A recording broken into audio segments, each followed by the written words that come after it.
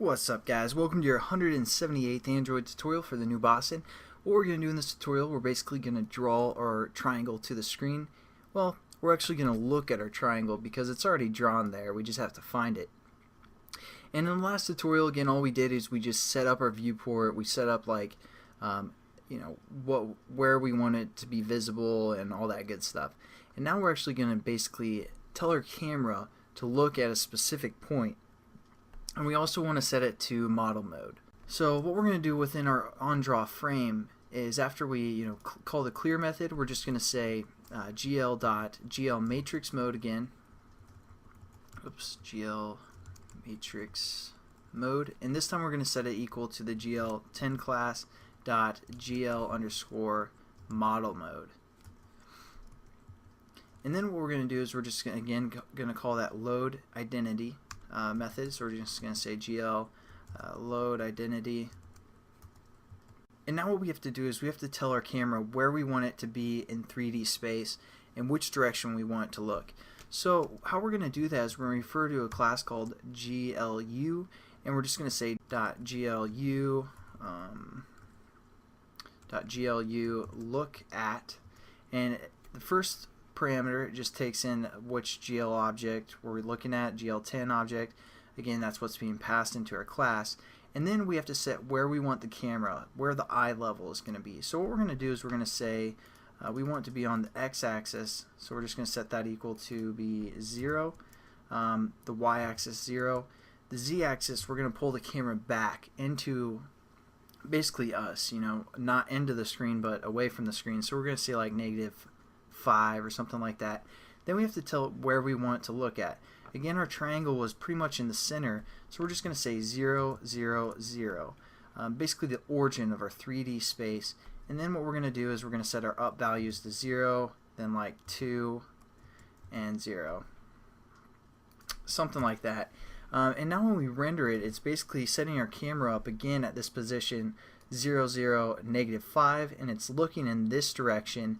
And that's how we kind of set it up, and then we're going to draw our triangle. So let's make sure it works real quickly. So as you can see, it kind of looks a little bit off, but that's fine for now. And I kind of wanted to just show you guys that example because we set up our frustum a little bit differently than we should. Right here we've kind of skewed our bottom and our top a little bit. So just to change that, we're going to change this to 1. So we have a -1 bottom and a +1 top. And now let's render it and see how that looks. So again, OpenGL, you can kind of render stuff pretty much however you'd like. You can set up the camera, you can set up the perspective that it's at, all that good stuff. And it's pretty pretty impressive. And there we go, we have a better rendered triangle where it's not kind of skewed and it's not up higher, it's kind of more balanced in the center. So there we go, it looks a little bit better. So I'd recommend you guys just playing around with some of the values that we set up and see if you can get looking the way that you want.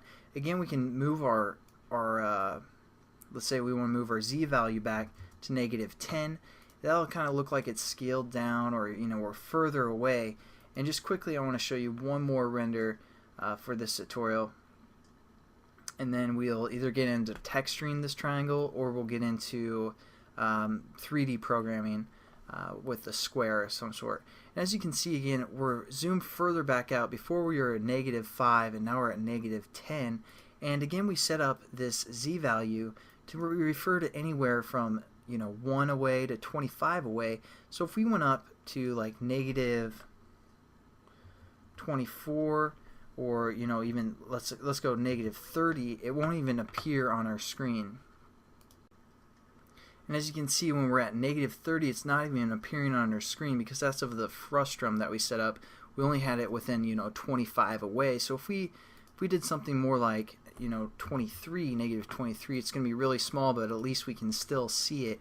But if we move further than that frustum value that we set up in our z direction, z far, then it's not going to render if we go further than that distance. So there's a little bit more explanation on the frustum, and see that now we can still see the triangle is far away, but if it goes any further back, or actually it could probably go 1 further back, but if it goes further than that, it's just going to not even render that triangle, and we aren't going to worry about it.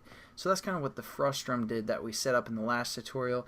Again, we're just setting our camera here so we can even change perspectives, you know, like moving up 5 as well or something like that.